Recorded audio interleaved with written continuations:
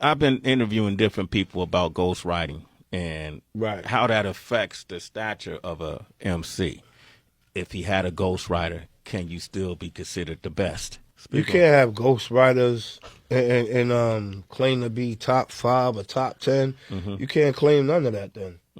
Why? You're Why completely is that? out of the game. Yeah. Why is that? Because you're not creating your own material. Kool G Rap's Road to Riches was one of the things that made crime rap cinematic, like a mini breakdown of storytelling and the rhyme scheme that kind of shaped, I guess, what you call mafioso rap. That's a great way to put it.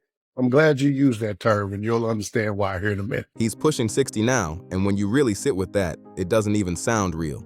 Because this is Kool G Rap we're talking about, a true blueprint for hip-hop lyricism. This is the guy your favorite rapper studied like a textbook. Nas, the Notorious B.I.G., Jay-Z, even Eminem all point straight back to him as a major influence. He didn't just rap. He set the bar for what elite lyric writing even looks like. But here's where things take a sharp turn. How does a legend this big end up facing heavy public accusations of abusing his own wife? This isn't about some edgy bars from back in the day. His ex-wife, Kareen Steffens, stepped forward and broke her silence with serious claims, saying his alleged violence sent her to the hospital. That flips the whole image on its head, and it forces people to look deeper at the man behind the genius. The same brilliance that built his legacy now casting a darker, more unsettling shadow. To even understand this story, you've got to go back to where it all started. He came up in the rough streets of Corona, Queens, where survival shaped his mindset early.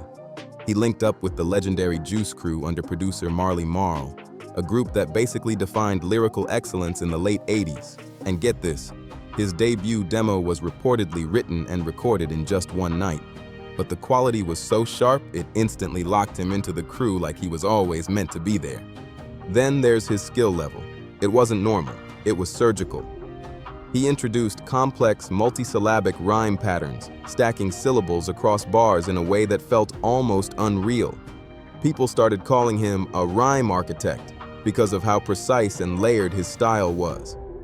He pushed the craft so far forward that artists like Big Pun and Eminem had a whole new lane to run in because of him. And it wasn't just technical either. His storytelling hit just as hard, painting vivid scenes that pulled listeners straight into his world. He's widely seen as one of hip-hop's greatest storytellers ever, right up there with Slick Rick and the Notorious B.I.G. The way he could turn raw street life into something cinematic and intense was on another level. Every verse felt like a movie scene playing out in real time, pulling you straight into his world. Because of that, his influence runs deep, like really deep. You can draw a straight line from Kool G Rap to some of the most respected names in the game: Nas, the Notorious B.I.G., Jay-Z, Raekwon, Ghostface Killah, and Black Thought have all shouted him out as a major inspiration. And still delivered clearer than 90% of the rappers doing it. But he introduced storytelling. Now, I'm going to say some names, and I don't argue with you, my Pun, Big, Nas, Jay, AZ. A lot of these guys went with that, taking on that persona. Even record executive Steve Stout once pointed out the pressure on Nas to become a superstar, and not just Kool G Rap, which says a lot. That line perfectly captures it. G-Rap was the ultimate lyricist's lyricist, respected at the highest level, but maybe too raw and unfiltered for mainstream fame. And that's where things get complicated. His skill was so elite that it created this kind of halo effect, where fans and critics focused so much on the technique that they didn't fully question the content.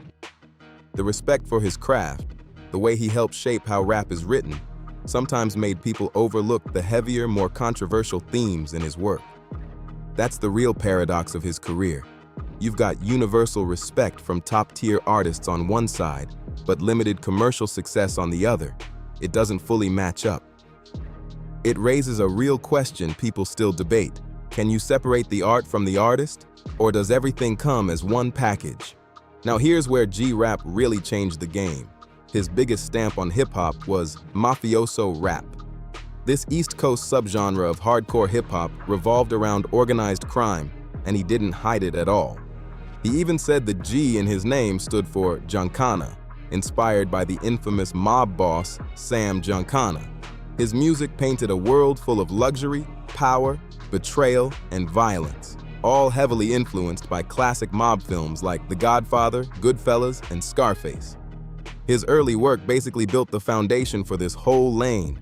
The title track from his 1989 debut Road to the Riches laid down the blueprint for how these stories should sound and feel.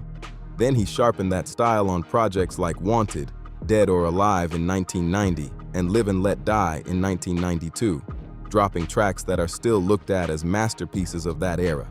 Songs like On the Run hit like a full crime movie in audio form, while Ill Street Blues showed how detailed and layered his storytelling could get.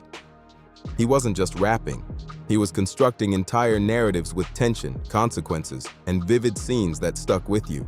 And this style stood apart from what was happening on the West Coast at the time. While artists like Ice-T and NWA were pushing what people called reality rap, raw, first-person street stories, G-Rap took a different route. Mafioso rap stepped into the shoes of a high-level boss figure, turning street life into something more calculated and stylized.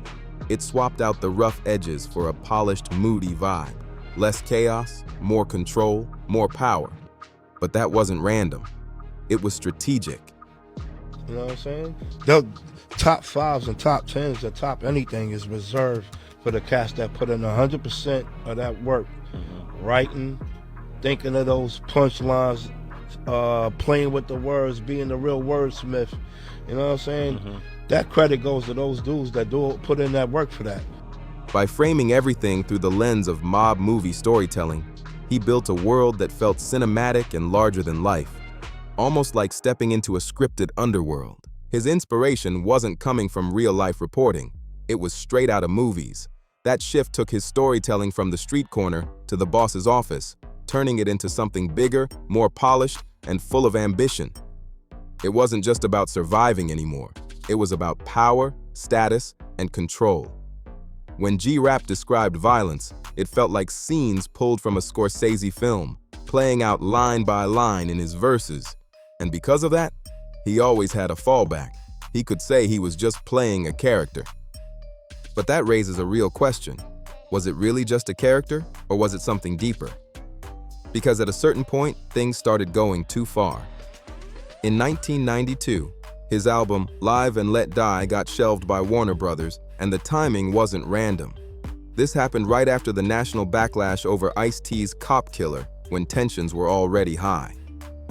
Then there was the cover art. It shocked people instantly.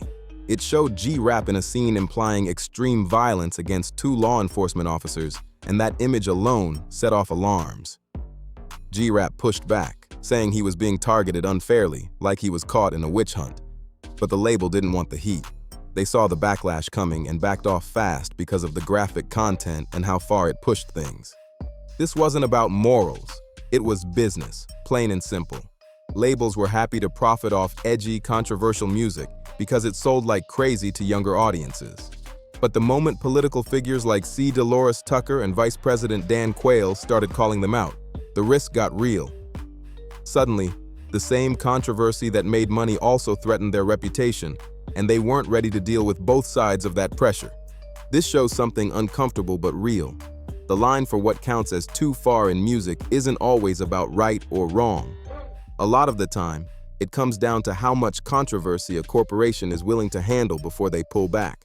And in G-Rap's case, the violence in his lyrics didn't stay inside mob stories. It spilled into how women were portrayed too. Take his 1989 track, Truly Yours. That song was a diss aimed at someone who turned him down, and it quickly got attention for all the wrong reasons. It was criticized for going all in with offensive language and harsh personal attacks, including disrespectful remarks toward her and her new partner. Even back then, people were calling it out as extreme, which says a lot about how far it pushed things at the time. This also reflects a wider pattern in late 80s and early 90s hip-hop, where aggressive and sometimes offensive language was used to project dominance and tear down rivals. But the moment that really stands out, and not in a good way, is the 1996 track, Hey Mr. Mister. The song is told from a first-person perspective, where he describes finding out about cheating and reacting with violence in a very detailed way. Lines like, I punched her in the rib cage and kicked her in the stomach. I stomped her, and I kicked her, and I punched her in the face to make it worse. Hit hard because of how direct they are. And it doesn't stop at the lyrics.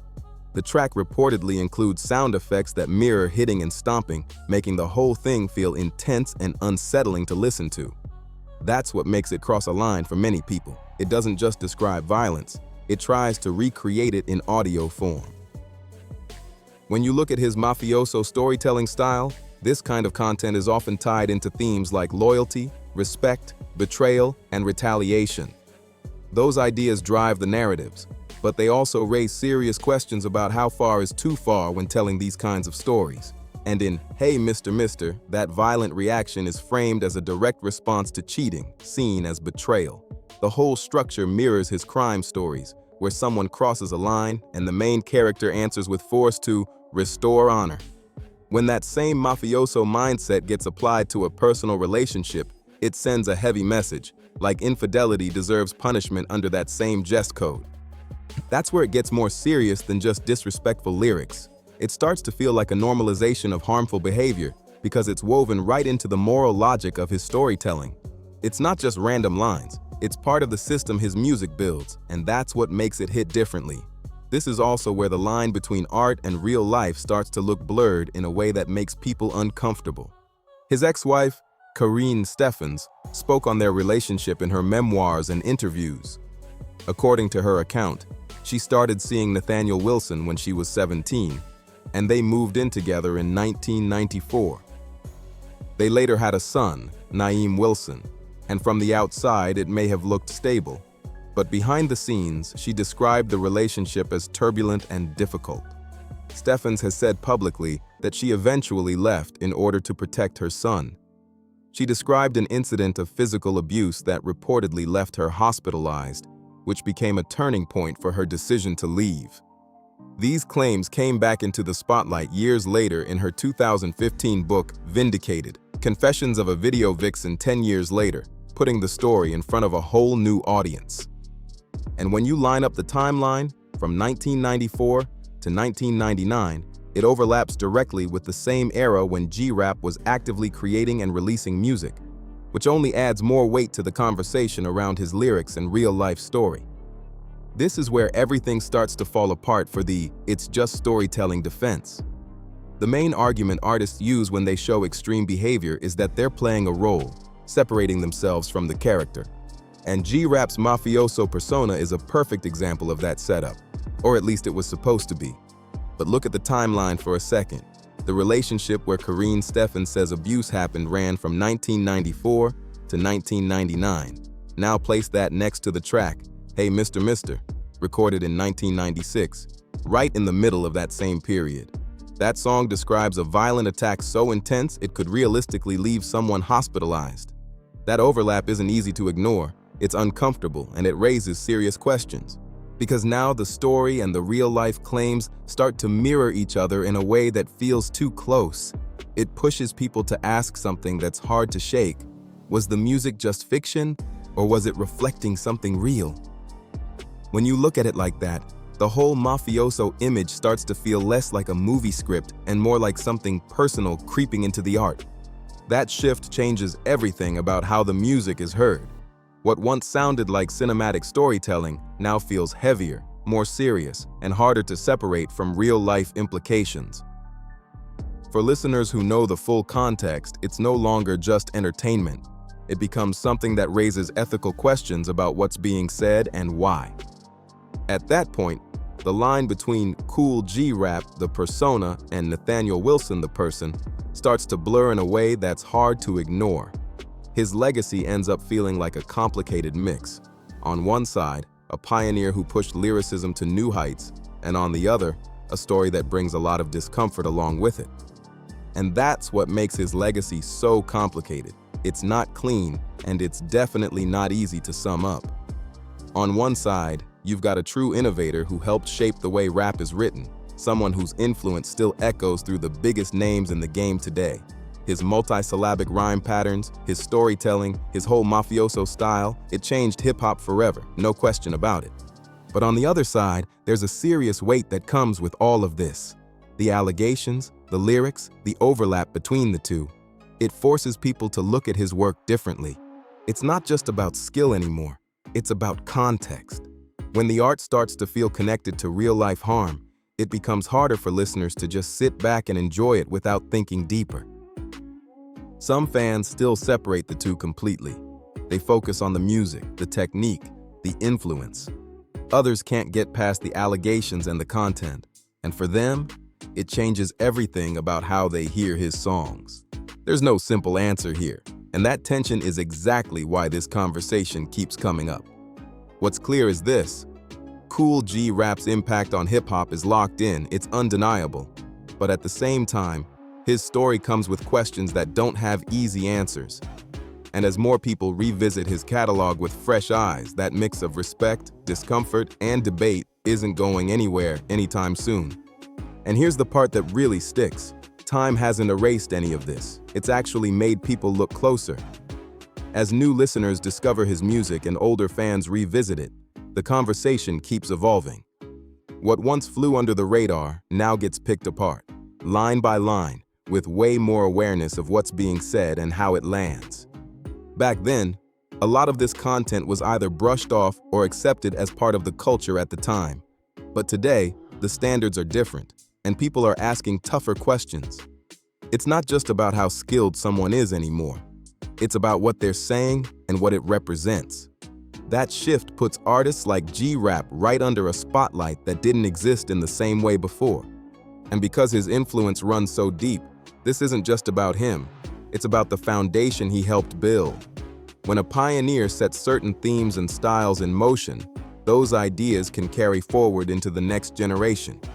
That's why people go back and analyze it, trying to understand where certain lines were drawn and why they were accepted for so long. At the same time, his supporters argue that his work should be viewed within the era it came from. They see it as a reflection of a specific time in hip-hop, not something meant to be judged by today's standards alone. That back and forth keeps the debate alive, and it shows just how layered his legacy really is. His rhyme schemes and cinematic street stories weren't just impressive, they pushed MCing into a whole new lane. It was a real leap forward for hip-hop, no debate about that. But that same brilliance is tied to some heavy issues that can't be ignored. His music didn't just flirt with violent themes, it pushed them to the edge of what the industry would even allow, forcing labels and listeners to decide how far was too far. And it doesn't stop there. The presence of misogyny and offensive language in his work didn't just reflect parts of the culture at the time, it also helped reinforce ideas that many now see as harmful. That's where things get uncomfortable because it's not just about creative expression anymore. It's about impact. Add in the unresolved allegations of real-world abuse, and suddenly, the entire foundation of his artistic image gets questioned in a serious way. To really look at Kool G Rap, you have to hold two truths at the same time.